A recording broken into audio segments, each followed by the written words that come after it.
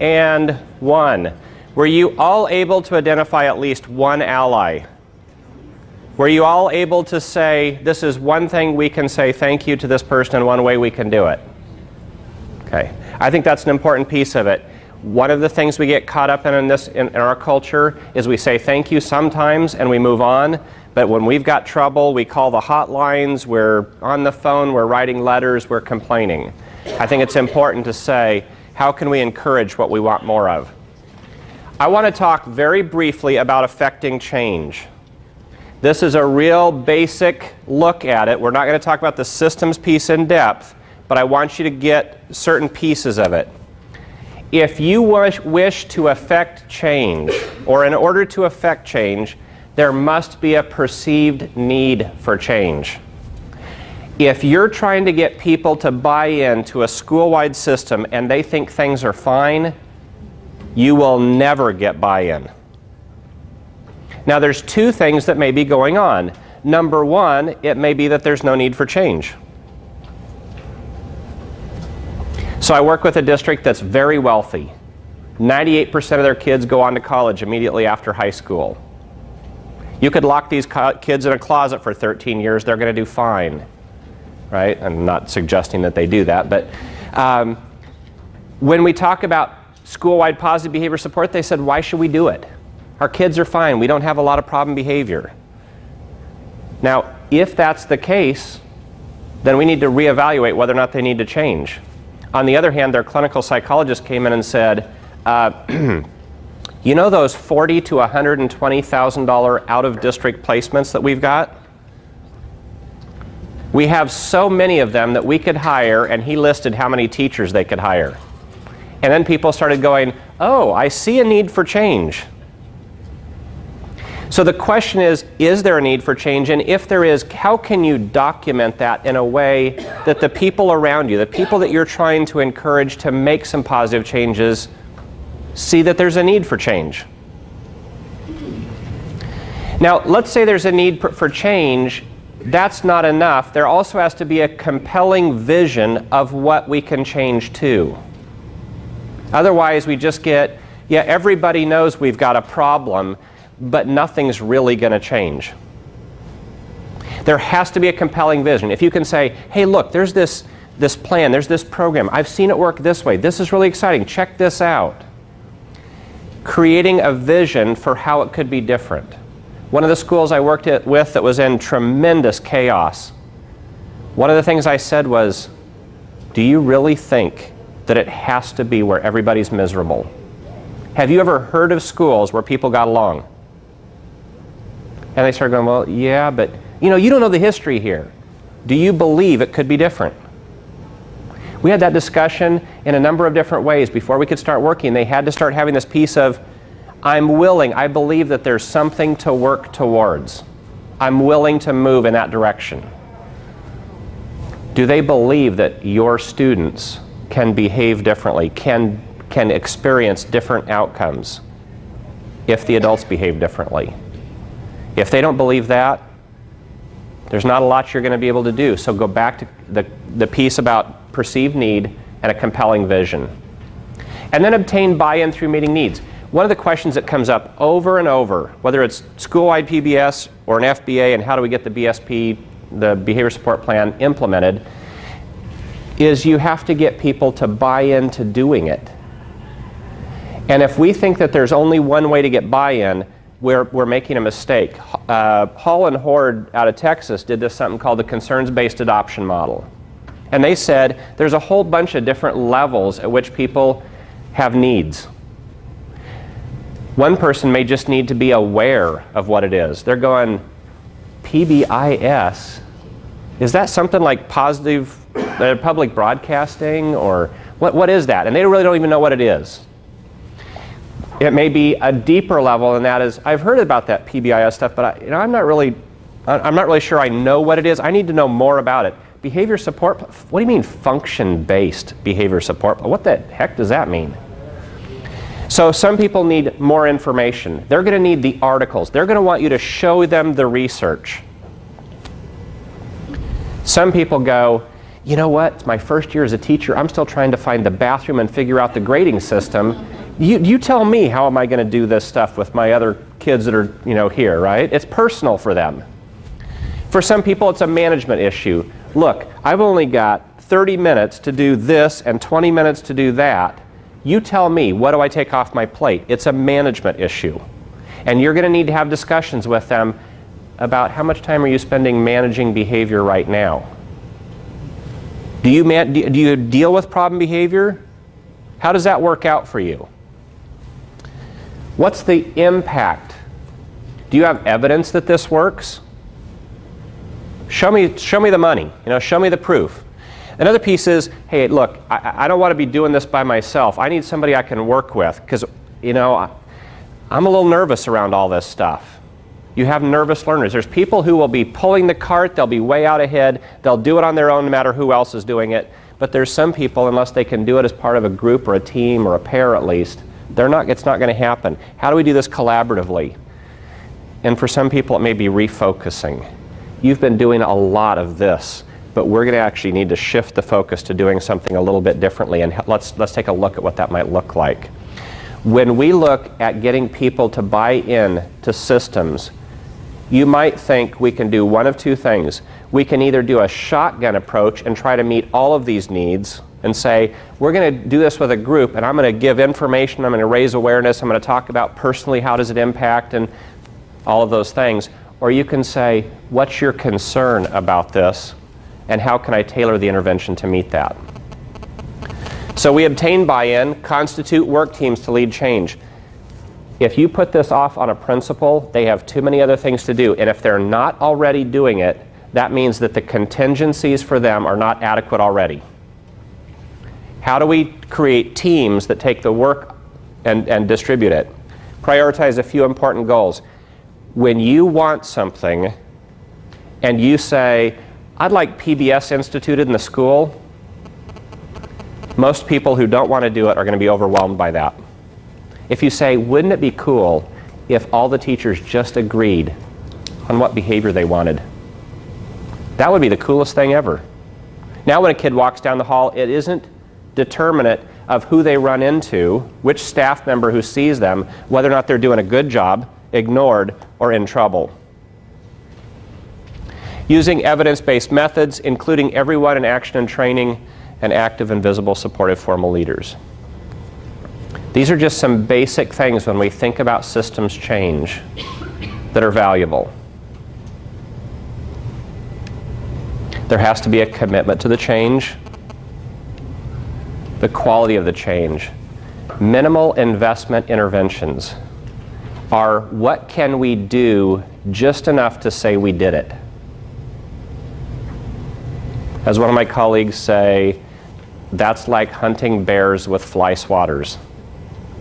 Don't do it. It only pisses off the bear. Right? You have to have enough of an intervention to make the change. Otherwise, don't bother. Don't waste your time. It's better to do it slow and well than to do it fast and poorly. Get buy-in, and then start working on the areas where you already have a little bit of momentum. Choose the easiest things first. This is also true in some cases in behavior plans. If you have to choose behaviors, if you have the luxury of choosing between 3 or 4 behaviors, as long as it's not a safety issue, choose one that you can make progress on most easily so that you feel good about it, the staff feels good about it, and the student feels good about it. If you choose the most difficult, challenging behavior they've got, it is going to be the hardest to change, and you stand a chance of being demoralized. If you choose the hardest person in the building who is most vocal and verbal against doing this school-wide, you're going to have a tough row to hoe, as they say. Here are some questions when you're working as a team that I would encourage you to think about. What do you need from your colleagues in your program, your colleagues in the school? What do you need from your team? What do you need from your administrator? What do you need from your district, and what do you need from me, from ISRC staff, from whoever your consultants are that you work with? One of the most important things is moving from complaining about it and admiring a problem to making specific requests for what you need and want to make this happen. If I go to Sherry and say, this is crazy, nothing's working, I can't do anything, I'm sick of this, Sherry's going to go, and what do you want me to do? If I can be really articulate, here are 2 things that would make the quality of my teaching experience better. It's going to be a lot easier for her to meet your needs. So being articulate about it is a real benefit. Okay. Questions or thoughts about it? That was a very quick trip through some systems change pieces. Yes? I think the biggest hurdle that I have is at the elementary level with, I call them seasoned teachers. They're afraid of change. They have taught the same way for so long, and then they have a different population that they're working with, and not just hard of hearing students. Now they have deaf students, and so and they'll just say, I don't know, what do I do with this deaf kid? I don't know, and I'll say, what do you want me? What would you like me to help you with? And I ask that question every day I'm there. They tell me the same complaint. I tell them, what would you like me to do? Well, can you fix them? No. I'm not a vet. I can't fix them. With the environment, it's just, if it's not working in a week, forget it. Just a lot of hurdles over there. I encourage them to come and sit and listen, because I think sometimes I sound like a broken record with them, and they're just tired of hearing me say the same thing. You're probably not going to be thrilled with my answer. Sure, I'm not going to be thrilled with it. It just gets redundant with them. And right. I don't know what I can say differently. Right. With behavior disorders, whether they come from students or from adults, behavior problems create humility in most of us, right? There is no single answer. What I will tell you is my personal experience is that even some of the veteran teachers who are most resistant, if you can find out what it is they want and help them meet that need, not necessarily about a specific problem behavior, but start helping them understand the relationship with what they want, not what they don't want necessarily, but with what they want. Sometimes it helps move in that direction. I think sometimes they just need a sounding board. Yes. They just are frustrated all day long, and they're tired, and aren't we all? And and I think a lot of it is just a sounding board, and and that's why I always say, what would you like from me? Yep. So I think that's an important one. It is, again, goes back to asking for what you want. And if you think that that's the issue, but you're not sure, with some people you may need to ask them, are you looking for me to help you problem solve, or do you just need to vent? And I'm more than glad to be here for that. But I don't want to jump in and try problem solving if you're really just looking to blow some steam. I'm okay with that. I need that at times too. So giving them that, again, is going back to meeting a need for them. Yeah. And the reality is, this sounds harsh, but I do believe that there is, sometimes we wait for personnel mortality. We wait for some staff to retire. Yes. I hate to say that, but we all know that, right? There are some staff that we hope they'll retire, and we may even encourage them to retire. Or even, building principals. Absolutely. They don't want to get involved. They're just like, well, she's got 2 more years. I'm like, 2 more years. One of the questions that I have asked teachers at times that has sort of given pause, I think, is you have 2 years to retirement. Actually, I had a school psychologist that had this discussion. He said, I'm 2 years from going out to pasture. I'm not changing what I do now. And I said, 2 years. If your grandson spent 2 years in an environment that was miserable for him, would you be happy with that? I mean, sometimes 2 years to us can start popping along pretty fast. But for a student, 2 years is forever. It's a long, long time. It seems like what you're presenting fits in the larger picture of RTI. And I'm watching a school system that's small with limited resources, but real creative administrators, trying to bring that to, trying to give birth to RTI. And I'm watching people struggling incredibly in part because of the very limited resources in the community. And it's like, I mean, it seems like this fits in very nicely to like tier 1 needs. In fact, I was just in a team meeting where we were talking about behavioral issues and how to address it in the context of RTI. But I don't know if you can even sell it when people are so overwhelmed in some schools with RTI. My uncle was a fireman, and we used to talk about this issue of if you put all your time into fighting fires, how do you shift into checking fire extinguishers and sprinkler systems and making sure that the weeds are knocked down in the vacant lots, etc. There is something about shifting from intervention to a prevention model that is very, very difficult. And at some point, you have to sort of step off the dock and into the boat. And sometimes that does mean that certain things that we sort of hold dear, we have to let go of to be moving in a different direction. That's not easy. Somebody was saying change is difficult. Actually, most people don't resist change. They resist being changed. Right? If you think you can manipulate somebody into change, they'll probably resist. So part of that is, how do we make this something that they can see that vision and they can say, okay, I'm willing to give up some of the intervention piece of it and move into a prevention model. And RTI clearly is doing that. And PBS and FBA being the upper side of the behavior piece of that is a part of that, having that system of supports. It's not an easy skip. It's not an easy jump. And my experience is districts that struggle with some things struggle with many things.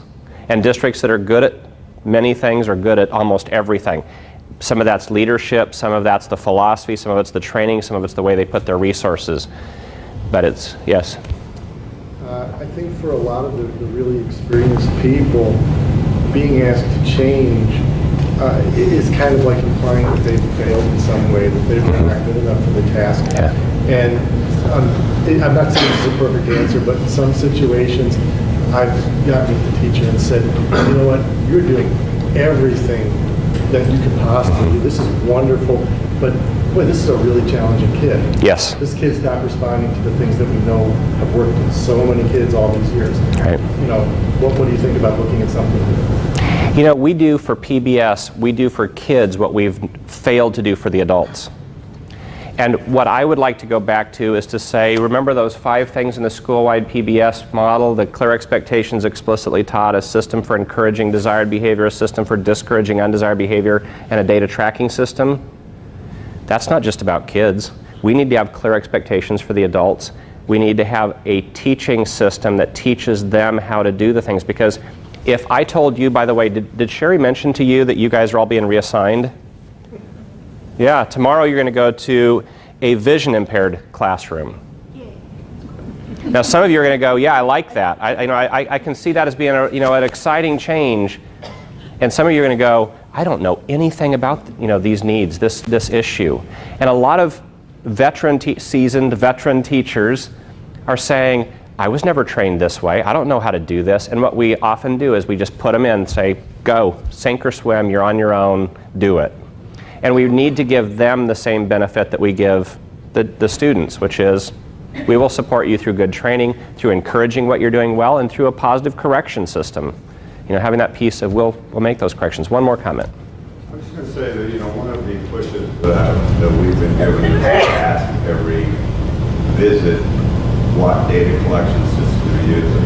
And with Carrie's question earlier with the seasoned teacher, which she said very tactfully, if the data is there and in the face of the teacher, despite the idea, well, I'm going to stall and wait till this kid learns, I'm not going to change, the kid's going to change, and they get this sort of power struggle. Yeah. But when it's down on paper, and when Carrie asks to see the paperwork, then I would focus also on supporting the idea of how to best collect data in the easiest way for that teacher. Because then when you review the data with the teacher, the data's right in your face. Like if you follow through and you do outcomes, and that's going to be at least maybe Yes. more clear for her to understand why you're doing it that way. A data tracking system is critical for motivating us to make changes, directing us where to make changes, and supporting that we continue the work that we're doing when we're on the right track, or to change it when we're not on the right track. So I think the data system piece is critical. Many teachers will try the same intervention for 10 years, waiting for a different outcome. And Yes. so if you put it on paper and say, now look at what we have on paper here, and our outcome's not changing. Yes. It seems easier to redirect them when they see it on paper to me. Yep, good point. Okay, we are going to skip out of this piece and go back into the piece that sets you up for your assignment for in between here.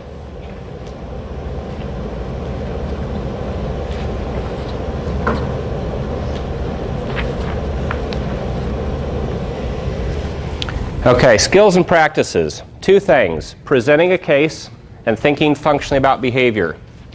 We know that if all we do is talk about changes in behavior, it doesn't translate into practices. It's not until you get into the peer coaching piece that we actually change behavior in the classroom. We want you to not only be the experts at this who talk about it, but we want you to go back and be able to train other people in how to do that. Is this something you noticed on that, what do you call it, the form? The commitment form, is that right? Yes. Is that you'll be doing training, that you will be the teacher, the coach who will help others do what you need to do, and you'll be supported by other folks here in the system. So, one of the things, and we're going to do this very quickly because for you this is probably very obvious, but I want you to talk to other people about this between now and November when I return. How do you present a case? I have this kid, you won't believe this kid, and you won't believe the family he came from. It was just amazing. And his dad was actually just arrested last weekend, and you ought to see, the uncle was actually, what? Right? Not only is it too much information, it's irrelevant information. How can we get into a practice that summarizes a case very quickly and cleanly? Number one, the name, age or grade, academic performance, are they on level or are they below level? If they're below level in an area, how much below level, etc. And what's the behavior? Description, when and where it happens, when and where it doesn't happen. Which one of these is a behavioral statement? Late to class by 5 minutes or more on 3 days, or irresponsible? Which one of those could you know it if you saw it? Right. Okay. So when we're thinking about these, I want you to think about what's a specific behavior. Be wary of these larger, broader, pejorative terms like irresponsible. Lazy and unmotivated, or has not completed homework for a month. Okay. Hyperactive or off task, 75% of instructional time. Okay. Yes? The issue that I have with the 75% of the time is, how did you know that number? Yeah, that should be right. Yeah, the question is this the old IEP goals? I think it's about 75%. Nah, and nobody ever argues. It's like, whatever. Put, that's 75s. That's, 75 plus or minus 25. Right. Yeah, looking at, is this an observable behavior? Could you observe it, though? I mean, could you go into a class and say, I'm going to look at intervals here, and I'm going to look at it, and I see. So at least we know what it could look like if we're not just making our best guess. Good comment. Rude, or doesn't say please, or says screw you when asked to do your work. Do you see how rude could look very different if you have these two? One person might go, he's just really rude, never says please or thank you, and the other person's going, no, actually he's doing this, right? What is it? What's the behavior? Avoid broad concepts, judgmental, therapeutic or diagnostic labels. For our purpose, I'm not really concerned a lot about the diagnostic labels. They're not useful to me. They don't describe much, and they certainly don't guide us in where we're going. discussions about family problems and societal problems. Let's try this one. Rianne is a girl who is silly and a daydreamer most of the time. When it comes to her schoolwork, she's just lazy and unmotivated. Sometimes she's flat out non-compliant, even defiant. She never does her work and won't even work on it unless I'm right there telling her what to do. The worst thing is, I think her mom thinks it's my fault. I just don't have time to deal with this. I have other students who want to do well. Ever hear things like that? Okay. Try this. Rianne is a first grader in a 1-2 blended classroom with job share teachers. One teacher's there Monday through Wednesday this week, a different teacher Thursday, Friday. Next week it's Monday, Tuesday for the first. You get where this is going. She is significantly below grade level in reading, writing, and math. During academic work time, she will get out of her desk and wander around the room, sometimes galloping and whinnying like a horse. She has not completed and handed in a single assignment this year, and it's now late in November. She will do her work with one-to-one support and guidance. There's no problems during art, PE, or lunch, though she has only one friend she plays with at times. Does this give you an idea of what's going on, this first one? Can you make some guesses based on the second description? What might you guess? What's that? She can't do the work. And in fact, when I went into this classroom, she wasn't even doing even close to the prerequisite work for this class. I would probably be galloping around the room whinnying like a horse if I was that far off in the expectations and the skill set. I think it's really important. But you already have some information that's useful here, and it doesn't get into making judgments about her or her family. How many of you have seen this sort of format before or used this sort of format when? Does this seem challenging to you, or does it seem pretty straightforward? Can you put something into this format? Somebody want to give me a case example? Somebody describe a case and see if you can put it back into this format. Can somebody do that in, say, a minute and a half? We asked the teams to bring a sample. Okay. Okay, for example, a student, there's a girl, we'll call her Donna, and she's in a second, third blended classroom. And the whole class is below grade level for when it comes to reading, math, all academic skill sets. Her behavior is such that there's a lot of scratching when it comes to other kids. There's hitting, kicking. Those are the behaviors that are displayed in the classroom a lot. I'll say that she likes to get, she gets behavioral reports about twice a day for behavior from the kicking and scratching. And that usually happens in her class with a consistent teacher. Once she transfers to a math class with a different teacher, we see the behavior is reduced. And do you want me to explain why I say that? Nope. Do you see? Thank you. Thank you. Do you already see that there's some basic core information going on here? You can start, getting a sense of where we're going. When you come back with your cases in November, I want you to be prepared to present them to the group in this format. Okay? That's one task. Here's the next one. Thinking functionally about behavior. I'm going to give you a very brief a very brief model for thinking functionally about behavior, how to talk about it or how to teach it. Now, we're not talking about a whole big class. We're talking about a very compact presentation. So when you think about functional behavior, these are the things you're going to want to have: the definition, some models of the process, talk about the process of working through it, and some practice for people that you work with. So here's what I might do. I might talk about, do you ever wonder why students do that? And if you could figure out what do you do with that information? Functional assessment helps us predict when behavior will and will not happen and what keeps it happening in ways that helps us help them be successful. I think most people find that motivating. So here's what we need to know. Let's talk about definitions. We need to know an operational definition of behavior, antecedents, and consequences. So let's start off with operational definitions of behavior. I want to know what the behavior looks like and sounds like. I'm not going to be talking about a temper tantrum. I'm going to be talking about lying on the floor, kicking and screaming. I know when I see that. This, I might have to guess at. You might go into more detail and with some examples as we did earlier. What's an antecedent? An antecedent is anything that happens before the behavior. So there's two kinds of antecedents. We can talk about setting events. Those are the things that set up problem behavior. And then there's the immediate antecedents, the things that happen right before the behavior. We'll come back and keep talking about this. These are the things that set it off. So it might be that it's set up by not getting enough sleep. And the student comes to school grouchy.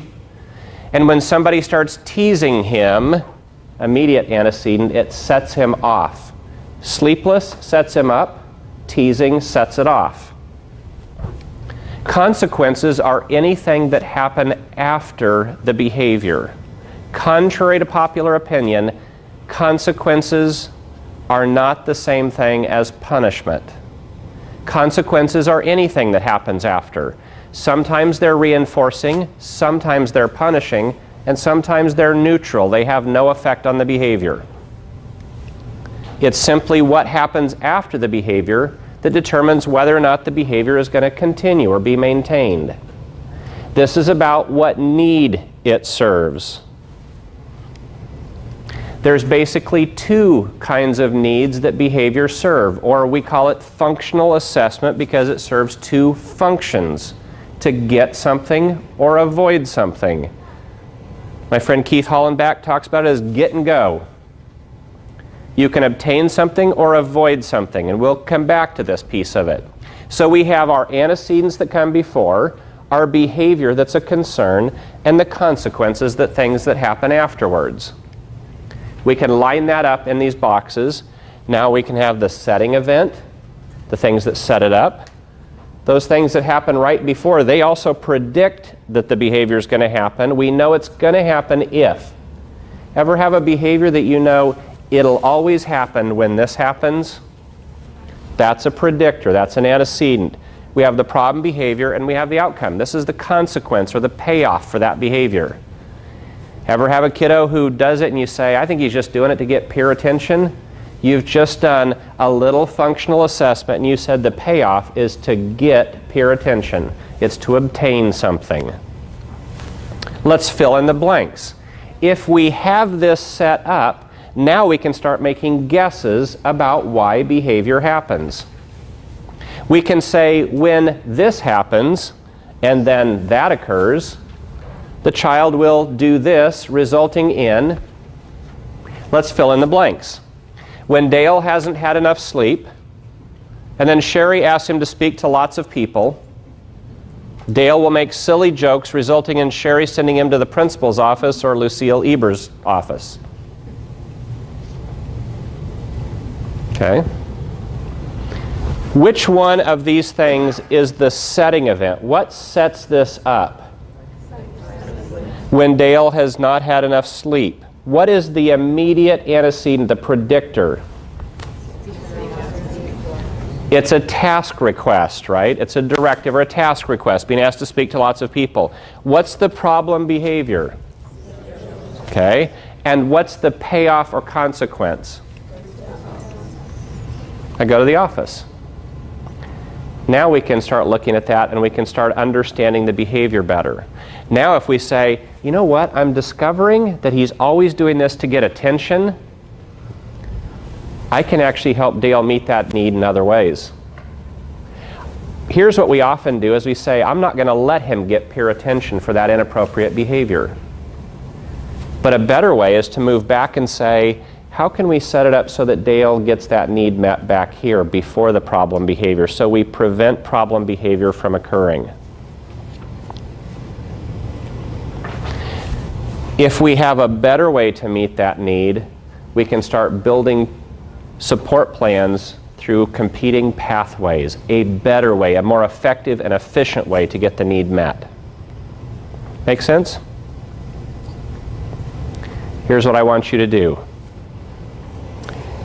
With your group or team, individually if you choose, I want you to take 5 minutes and I want you to think about this little thinking functionally presentation. And you're welcome to take this. If you want to email it, or I can email it to Sherry, I can send you that presentation electronically.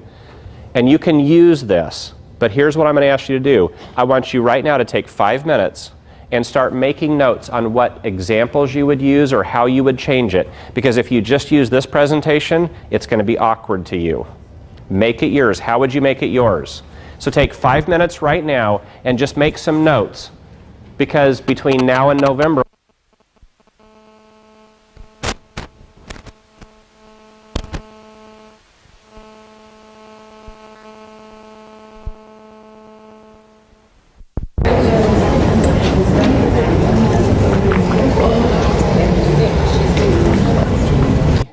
two, and one. If I can have your attention, please. Do you know why I do that countdown? Why? I heard something about transition. Say it louder. Transition. What about transition? Time to make the transition. If you want to go into a classroom and measure the one thing that best predicts academic outcomes, you measure academic learning time, which is academically engaged plus successful 80% of the time or better. What's the number one thing that reduces academic learning time? Transitions from areas to activities. Why do I do a countdown? Like you said, it gives you the time to make the transition away from what you're doing. It keeps you from having to violate social norms. We ask kids to violate social norms all the time. When I raise my hand, I want you to stop whatever you're doing and put your eyes on me. When you do that, you're asking somebody to either not complete their sentence or stop listening to their partner in the middle of a sentence. So, just a little FYI. Predictability is really what it's about. Okay, so some folks have asked, what are the assignments? Let's talk about that for just a second. The assignment on day 2, which is November 17th, I would like you to bring 2 case studies, which you have already brought. Raven and Sherry said that those were already requested. I want you to bring them. I want you to bring them in a summarized form. Bring all the information you have, but I want you to just write up a little brief summary of your 2 cases. Put them on a single piece of paper. Put non-identifying names. Make up some name for this kiddo. Not the real name. And be prepared to hand that in and be prepared to talk about that in the group. Okay, just to present it. You can read it. If you get nervous in a group, you can read it. That's fine. But I want you to be able to have this basic piece. If those can get emailed to us, we could print up a packet. Excellent. That would be helpful. Excellent. That'd be great. I didn't catch that. November 10th. If you want to email those to Sherry by November 10th, they'll put what they get into a packet, and it'll be an easy one so everybody can see. And sometimes if people want to email us what they've done, see if you just get opinions on it, or the meeting will be sent back to that. Excellent. You know, something I didn't do today, I actually have a sign-in with name and email so I can stay in touch with you. Maybe I'll pick that. I don't know, do you have that email list? Yeah, we have people sign it. Okay. You can get the email piece of it. I can stay in touch with you as well. You can contact me. My email and name and phone number and all that stuff is should be on the last slide in your PowerPoint presentation. I want you to teach one other person how to do this case study presentation, the format. Just talk them through it, walk them through it so that they can do it. One of the things that we want to have happen is that you become fluent and your group becomes efficient in having discussions about student behavior. It is great for you to connect personally with your colleagues. The time to do that is not during the middle of a team meeting, right? So we want you to connect and have fun, but when you get to doing the team meetings, we want those to be efficient so people don't get burned out and need to do something else. We want you to complete one task analysis from your case study. Pick one behavior or one skill set, one thing that you want them to do, and write it out in a step-by-step analysis. If you're teaching this student to do this behavior, what's the step-by-step analysis that you will do? By the way, does anybody like peanut butter and jelly sandwiches? I'm not going to ask you to eat it, but if you like it, there's a peanut butter and jelly jar you can have here that's lightly used and won't make it on the airplane. All right, task number 4. I want you to develop and present your thinking functionally PowerPoint. Thinking functionally about behavior. I will email to Sherry that little set of slides, and she can email it out electronically to you if you want to play with that, or you can make your own. Feel free to either use it or completely scrap it and go from your own. Just remember the components. What's the language? What's the process? Give an example, and then let them practice. The definitions, the process, examples, and let them practice. Okay? I want you to think about this, develop it and present it to at least one group. It could be your paraprofessionals in your class. It could be, maybe you're lucky enough that the principal let you do it with the paraprofessionals for the school. Who knows?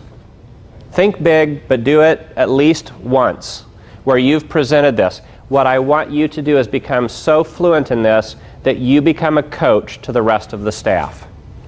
Questions about the assignment? Assignments.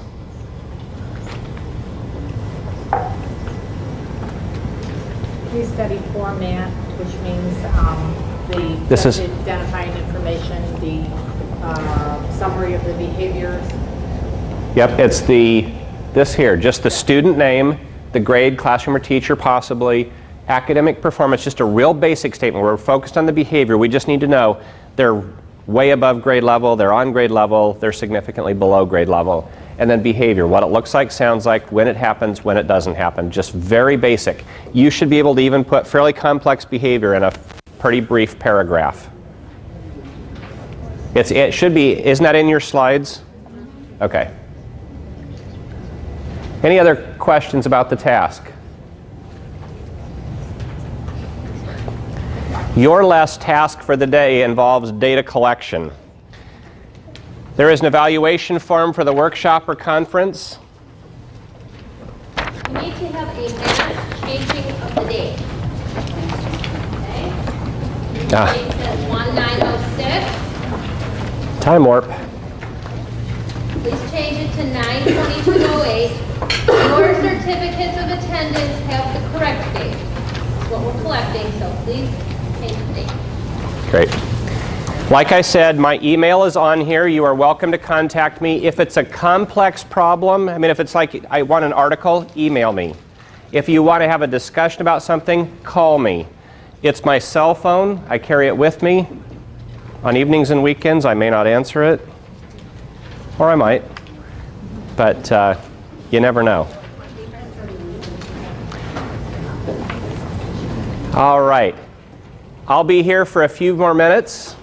I'd be glad to talk with you. I'd like to say thank you for spending your day with me. I look forward to seeing you in November. Thank you very much.